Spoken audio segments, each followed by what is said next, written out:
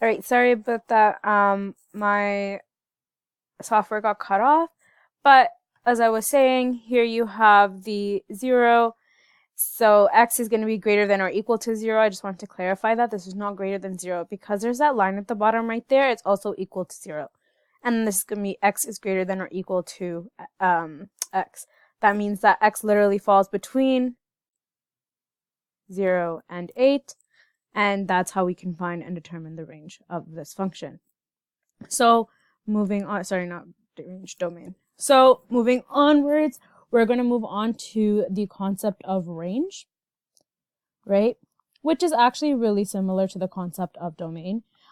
It's just now what we're doing is instead of talking about all the independent or the x variables, we're going to be talking about the dependent or the y values, right? So just like domain represents all possible values of x in a function, range represents,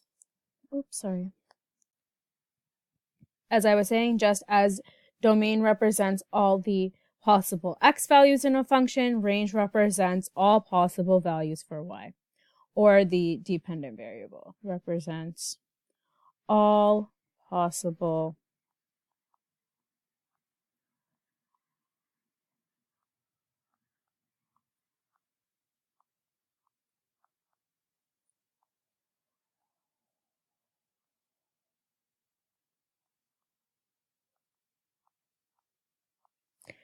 Okay, so similar to the video that I did on domain, we're just going to do this with examples because the best way to learn this stuff is via examples. So we're actually going to go back and do the range of the functions that we've already done domain for, just so that you can see how domain and range almost interact. So I would also like to take the moment to note that just like domain, range represents all the y's of the function, and usually it depends on the x values. So this is a little bit different from the when we were talking about range, because it is the independent variable, it's the controlling variable, but you need to make sure that you realize that here y is actually the dependent variable. So any changes we make to x, anything that goes on with x, will have some sort of an influence on y, and we'll talk about what that means when we're determining the domain and range of a function, or, well, in this situation, the range of a function. So let's go back to the first example. Our first example was find the domain of y equals x squared. Y equals 2x plus 3. So we found the domain of this already. We want to find the range.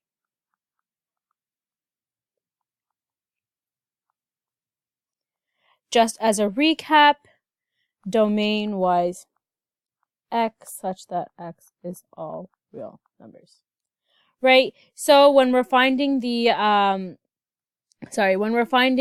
range, we're going to follow the same simple steps as we did before. We're going to determine what kind of function this is.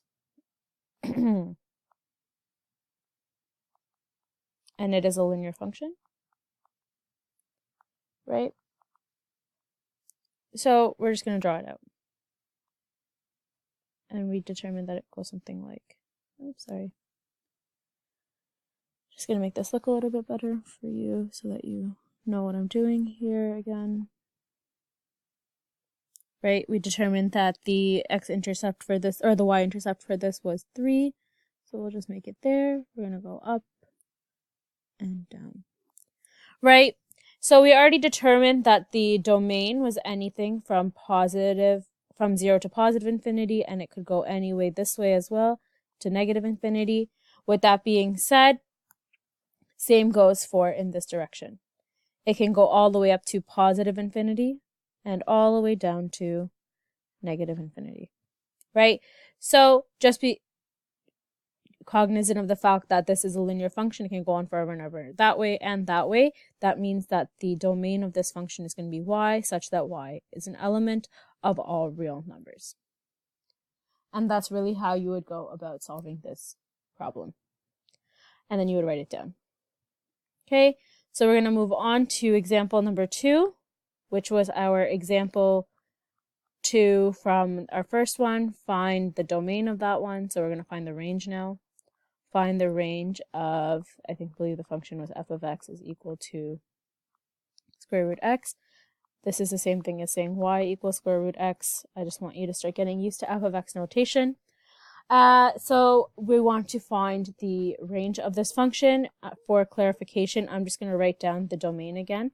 So we determined that the domain of this function was going to be x such that x is greater than or equal to 0, right? So there's that. And so that means that in this situation, so our first value on this graph that I'm going to draw over here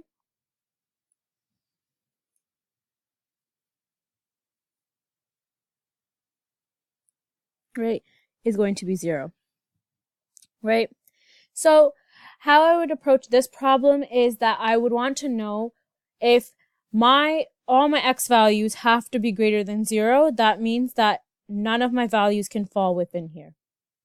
Okay, none of my y values can fall within that section of the graph, which means, or none of my x values can fall within that section of the graph, which means that all my x values are going to be positive or 0. So the best way to work with this is to find a table of values. So to write in a table of values, I like to call it a TOV, right? So x and y. The reason I asked for a table of values is that some of you can see already which direction this is going to be heading.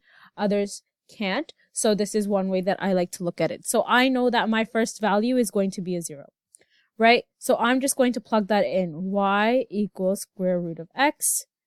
Y equals square root of 0 equals 0. So mine is going to be 0. Then I'm going to move on. I'm going to do 1. Y equals, I'm going to make x equal to 1. Y equals square root of 1. Square root of 1 is just positive 1. 1, 1. If I want to keep going, I can do 2. Square root of 2. Y equals, square root of 2 is going to be a decimal, but it's still going to be a positive number. So positive square root 2. So I'm just going to write that in here. Positive root 2, right? So these are all positive numbers. The projection is basically that this graph is going to look something like this, right? If you notice here, you also don't have any negative numbers because x is always positive. In this situation, because the x is always positive, the y also needs to always be positive. So you won't have any values down here. Okay, that means that your range, which represents all y values, must be greater than or equal to 0 because it has to be positive. This is the only range that you can have, going to positive infinity, right? So if your values of all of your y values must be greater than 0, that means that your range is going to be y such that y is greater than equal to 0. Y is an element of all real numbers. And that's how you determine the range. If you could look at this graph and if you could look at this equation right here and recognize that because x is always going to be positive, y can't be, then that would be the answer, and you could write it like this. You don't need to go through all of this work. This is just in case you didn't understand why that was the situation for this one. All right, so moving on, I'm going to do a little bit harder of a problem. Oh, sorry, we're going to go on to the word problem that we had before, which was our problem about the area of the rectangle, and we're going to find the range now. So, like I said, for our area question, that was the area of a rectangle.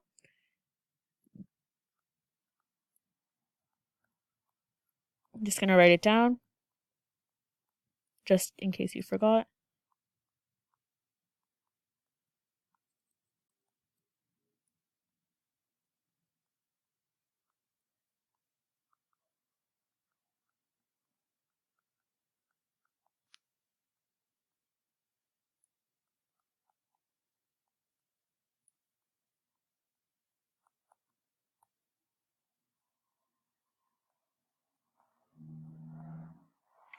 Okay, so it was determined by x is equal to negative x squared plus 8x, where x is the width and y is the area. So we already remember when we went back, if I can go back to this question just from before, we said that just right here, if you look at this, we said that x is going to be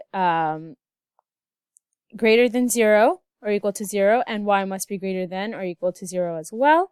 So we're just going to go back down here. I'm going to paste that just in case you forgot. We're going to just paste that here. Okay, so if my computer would allow me. Yeah, so we said that x has to be greater than or equal to 0 and y has to be greater than or equal to 0. So I'm just going to draw in a quick sketch of our graph again.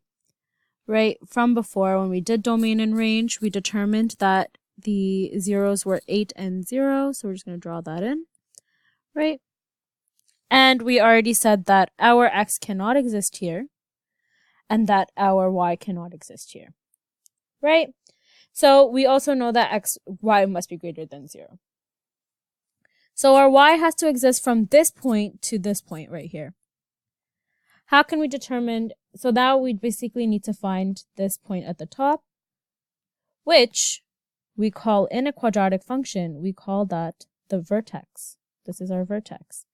If we have this is equal to 8 and this is 0, we can find that vertex by using the equation that we use for axis of symmetry. So the AOS, which is going to be just this line right here, which is actually going to tell us what this x value here is. The AOS can be found by saying x is equal to both your roots, so 0 plus 8 divided by 2, because it's in the middle of those two roots over there. So 8 divided by 2 is going to be equal to 4. So we know that this value here is 4. If we know the x value, we can just go back to our original equation right here and just plug it in. So y equals negative x squared plus 8x. If I want to find this peak over here, I'm going to plug in the value of the x at that peak, which is going to be 4. I'm just going to plug it in.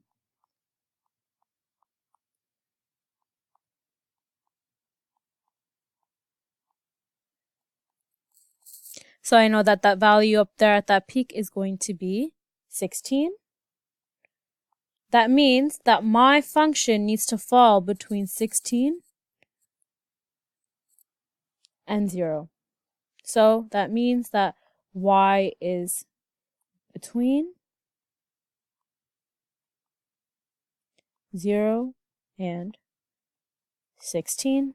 And I'm simply going to go back and write y such that 0, y 16 less than or equal to, less than or equal to. 0 is less than y, which is less than 16, or y is greater than 0 but less than 16 is how you can read this. Y such that y is an element of all real numbers, and that is going to be my range for this graph. I hope that makes sense to everyone. If that's how, I just wanted to make this video as a clarification. I'm going to do another video just doing a thinking and inquiry type question for domain and range. So I'll upload that after I'm done recording this video. And if you have any questions, of course, always feel free to message me on Edsby and I can help you out with that.